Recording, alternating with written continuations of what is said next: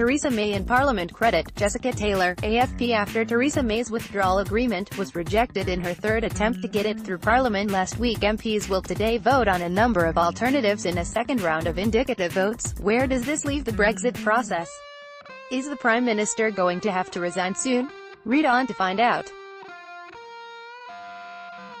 What happens next? Today MPs will have their say in a second round of indicative votes to try to find an alternative they prefer after failing to back any of the 8 options put to them last Wednesday. The options that were rejected by the smallest margins were a so-called confirmatory referendum, and a customs union, with 268 MPs backing the former and 264 going for the latter.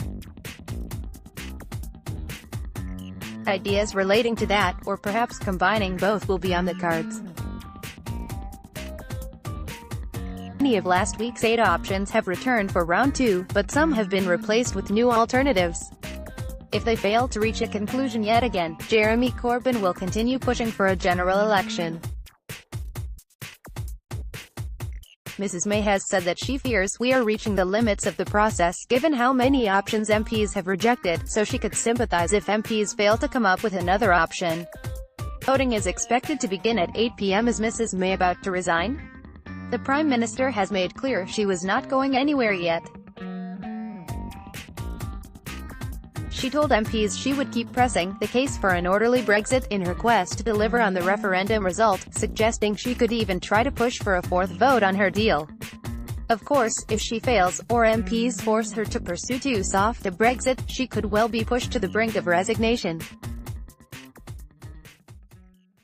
Brexit this week, how events could unfold. The UK has just under 2 weeks to come up with a plan. This is because the House of Commons' failure to ratify a deal this week means that Article 50 has only been delayed until April 12. Donald Tusk has indicated that he will call a European Council summit ahead of it on April 10, so the UK will need to be able to make clear in advance what it intends to ask European leaders for next. In view of the rejection of the withdrawal agreement by the House of Commons, I have decided to call a European Council on the 10th of April.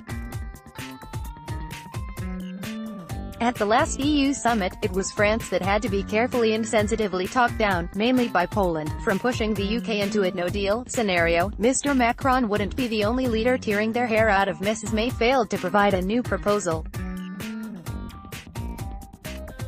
The Netherlands, usually a close ally of the UK, is beginning to feel despondent about the latest twist in the process, according to one source. Brexit Bulletin promotion. End of article.